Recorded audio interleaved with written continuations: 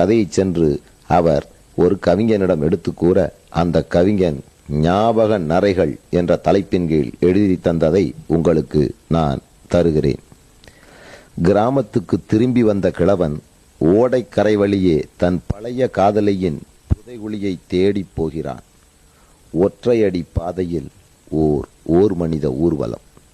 சுமார் 40 ஆண்டுகளுக்கு முன்னால், சுமார் 20 ஆண்டுகளுக்கு முன்னால் இவன் காதலித்த அந்த காதலியை தேடி இவன் அந்த கிராமத்துக்கு செல்லுகிறான். அந்த கிராமத்திலே பலவிதமான வளர்ச்சிகள். சாபங்கள் பெற்ற குயில் இன்று சந்திக்க வருகிறது. ஞாபக வெளிகளிலே இந்த நரை நதி நகர்கிறது. சாபங்கள் பெற்ற குயில் இன்று சந்திக்க வருகிறது. ஞாபக வெளிகளிலே இந்த நரை நதி நகர்கிறது.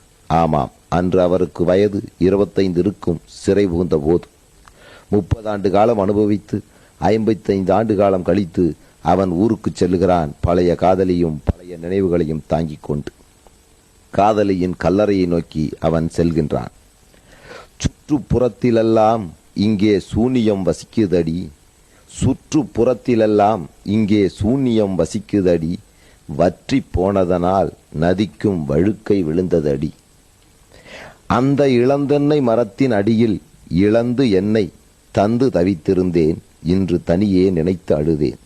அந்த இளந்தென்னை மரத்தின் அடியில், அந்த இளந்தென்னை மரத்தின் அடியில், ஓர் இளந்தென்னை மரத்தின் அடியில் இழந்து என்னை தந்து தவித்திருந்தேன்.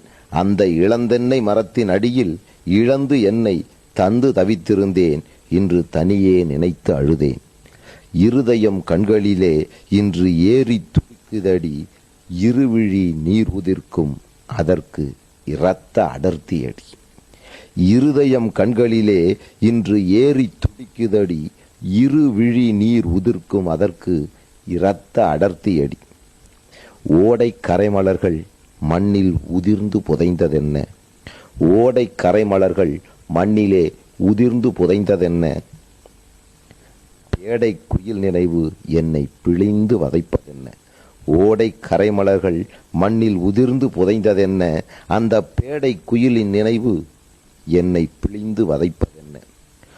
உன்னை நான் எண்ணுகிறேன் நெஞ்சிலே 1,00,000 பூமரங்கள். தன் காதலியை நினைத்தவன் சொல்லுகிறான், உன்னை நான் எண்ணுகிறேன் நெஞ்சிலே 1,00,000 பூமரங்கள். சின்ன என் ஜீவனுள்ளே இதுவரை சேமித்த ஞாபகங்கள். உன்னை நான் எண்ணுகிறேன் நெஞ்சிலே 1,00,000 பூ